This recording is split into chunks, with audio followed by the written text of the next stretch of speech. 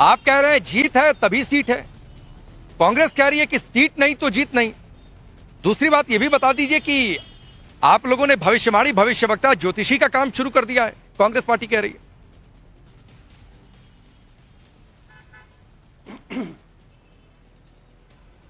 राकेश भाई देखिए, आप जो है वो हमारे और कांग्रेस के बीच में कलेश अगर पैदा करने की कोशिश करेंगे तो ये कलेश नहीं होगा, ये समावेश होगा।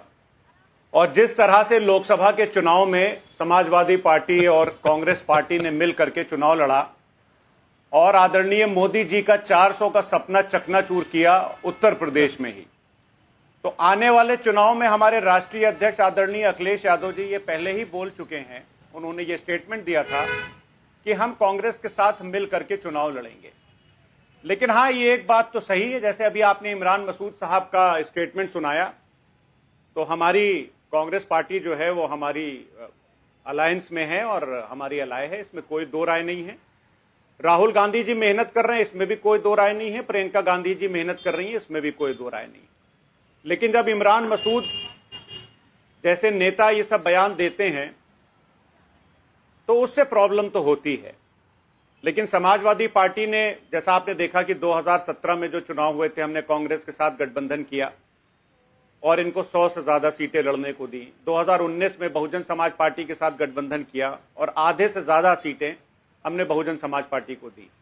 इमरान मसूद साहब की नजर में के लिए एक शेर है, दुष्यंत कुमार जी ने लिखा है कि तुम्हारे पांव के नीचे कोई जमीन नहीं है, कमाल यह है कि तुम्हें फिर भी यकीन नहीं है, और मैं बेपनाह अंधेरों को सुबह कैसे कहूं, मैं इन नजारों का अंधा तमाशबीन नहीं हूं।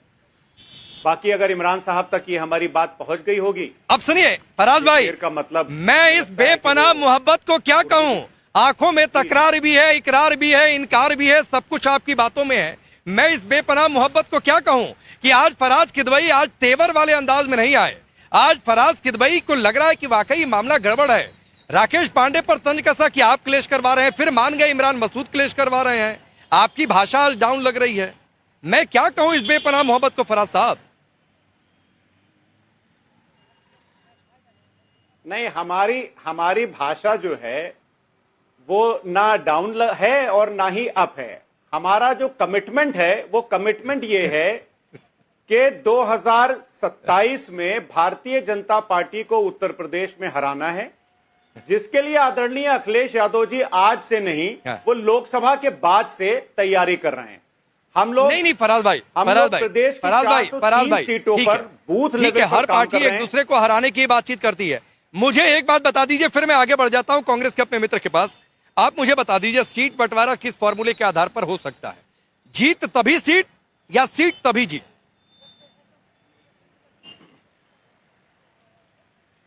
देखिए राकेश जी, एक प्रवक्ता के लिए यह बताना कि सीट बंटवारा किस उस पर होगा, किसको कितनी सीटें मिलेंगी, यह भारतीय जनता पार्टी से लेकर के मेरी पार्टी तक एक प्रवक्ता के बस की बात नहीं होती है, यह असलियत है।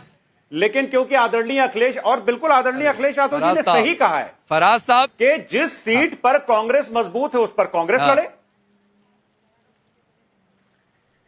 जी, जिस सीट पर कांग्रेस राकेश भाई मजबूत नहीं, वो तो कह रहे हैं सीट देंगे तब तो मजबूत बनेंगे। सीट पर समाजवादी पार्टी मजबूत फराज भाई वो तो ये कह रहे हैं सीट देंगे तब तो मजबूत होंगे। ये अरे सीट दोगे तब जीतेंगे, सीटें नहीं दोगे तो जीतेंगे कैसे? देखिए कौन कह रहा है, ये कौन कह रहा है, कौन कह रहा है? ये वही इमरान मसूद कह रहे हैं जिनके कंधे पर हाथ रखकर कांग्रेस के अध्यक्ष मल्लिकार्जुन खड़गे ने कहा था कि संभालो, यूपी में देखो क्या हो रहा है। ओवैसी को लेकर ये तंज कसा था, ये बातचीत आई थी, वो वीडियो उस संदर्भ में था। सुनिए राकेश भाई, इमरान मसूद साहब को मैं इसलिए सीरियसली नहीं लेता हूं कि उन्होंने तो अपने पार्टी के नेता राहुल गांधी जी के ऊपर टिप्पणी कर दी थी, तो मैं ऐसे नेताओं का क्या जवाब दूं? आप बताइए। जो राहुल गांधी जी को कटघरे में खड़ा कर रहे थे एक टाइम पे, आपको याद होगा 3-4 महीने पहले, उनकी बातों पर मैं क्या टिप्पणी करूं?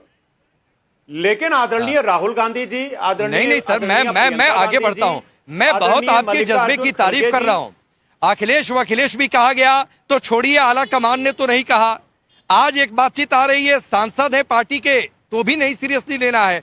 तो फिर तो सवाल उठेगा चंद्रमोहन जी किसको कब और कितना सीरियसली लिया जाए।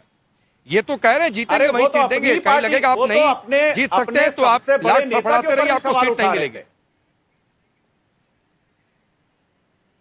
हाँ ठीक है चंद्रमोहन जी। देखिए राकेश जी, आप इतने समझदार हो और आप अपनी बातों के आपकी बातों में एक बात निकल के आई, और जो अखिलेश जी ने कहा कि बात सीट की नहीं जीत की होनी चाहिए, और कांग्रेस से बात निकल के आई कि सीट होगी तो जीत होगी।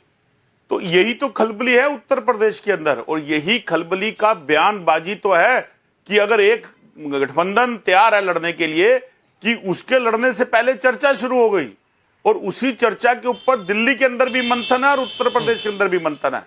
यही तो गठबंधन का धर्म होता है कि मैं कहूं तू समझ, क्योंकि इस गठबंधन में अहंकार नहीं है। अहंकार जहां वो तो भाजपा के अंदर है। वो कहते हैं कि तेरा अहंकार आसमान पर है, तेरा अहंकार आसमान पर है, उपजाऊ जमीन बेकार है।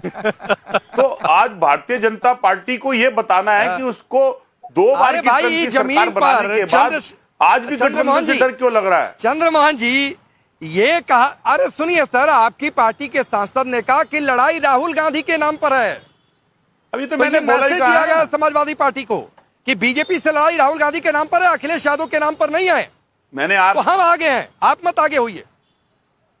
मैंने आपको दिया ना, मैंने आपको उसी का तो बयान दिया कि इंडिया गठबंधन के अंदर उत्तर प्रदेश के अंदर कांग्रेस और सपा गठबंधन में लड़ेगी, और उसी गठबंधन के ऊपर जो बयानबाजी आ रही है उस बयानबाजी की खलबलाहट कहीं ना कहीं भारतीय जनता पार्टी में, और अगर हमारे साथ कोई और अलायंस भी जुड़ेगा हम उसे भी जोड़ेंगे, क्योंकि आज मुद्दा इस बात का है कि जो संविधान तोड़ने वाले लोग हैं उनको सत्ता से कैसे हटाना है। अगर 2 बार की सरकार रहने के बाद उत्तर प्रदेश का बेरोजगार युवा बेरोजगार है, सुरक्षा बेहाल है, और लाइट बिजली नहीं उसके अंदर पूरी पहुंच रही, इस मुद्दे की लड़ाई है। आप ये चिंता मत करिए, ना तो अखिलेश जी की चिंता करिए ना राहुल जी की चिंता करिए। लेकिन मैं धन्यवाद देता हूं आपको कि कम से कम आप आज हमारी चर्चा तो कर रहे हैं, ताकि इस चर्चा से लोगों को ये तो मैसेज जाना चाहिए कि विपक्ष तो रोज आपकी चर्चा करते हैं से उत्तर प्रदेश में रोज आपकी चर्चा करते हैं। किसी दिन उनकी पार्टी के सांसद गाली दे देते हैं, किसी दिन आपकी पार्टी के सांसद कुछ कह देते हैं, आपकी पार्टी के सांसद को वो सीरियसली नहीं लेते हैं, उनकी पार्टी के नेता को आप कहते हैं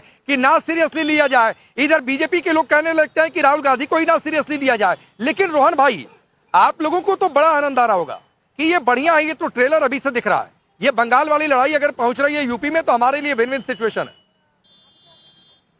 देखिए राकेश जी, हमको कोई आनंद या इस मामले से कोई ज्यादा फर्क नहीं पड़ना चाहिए, पर 2-3 चीज आज मैंने देखी। फराज किदवई जी जनरली बहुत एग्रेसिवली बात करते हैं, जैसे आपने भी इस चीज को पकड़ा कि आज थोड़ा सा कॉन्फिडेंस बातों में कम है, और कहीं ना कहीं इमरान मसूद पे ठीकरा फोड़ने का विफल प्रयास कर रहे हैं। अंदर से तो जानते हैं कि इमरान मसूद का रिमोट कहां से आता है, अगर वो कुछ बोलते हैं तो कहीं ना कहीं ऊपर से होता है तभी वो बोलते हैं, बट आज की डेट में वो बेचारे प्रयास कर रहे हैं। देखिए फराज जी, मैं आप क्योंकि आपकी पार्टी को अच्छी तरह डिफेंड कर रहे हैं, मेरा काम है, भले हम लोग डिबेट में अलग अलग पार्टी से हैं, कि आपको सचेत कर दें, क्योंकि अब तो लंबी यूपी की डिबेट चलेगी कि कांग्रेस पार्टी ने फिलहाल भी उनके गठबंधन साथियों के साथ कैसे उनका किस प्रकार से उनके साथ धोखा किया। मैं एग्जांपल दे रहा हूं, आप याद करिए बिहार में जब आरजेडी का वहां पे बड़ी पार्टी है, कांग्रेस का कोई अस्तित्व नहीं है, सीएम कैंडिडेट की बात जब हुई तो हर बार कांग्रेस ने कन्नी काट के जो है पूरा जो इलेक्शन में एक मैसेज दिया कि वो सीएम कैंडिडेट के तौर पे तेजस्वी को स्वीकार नहीं कर रहे।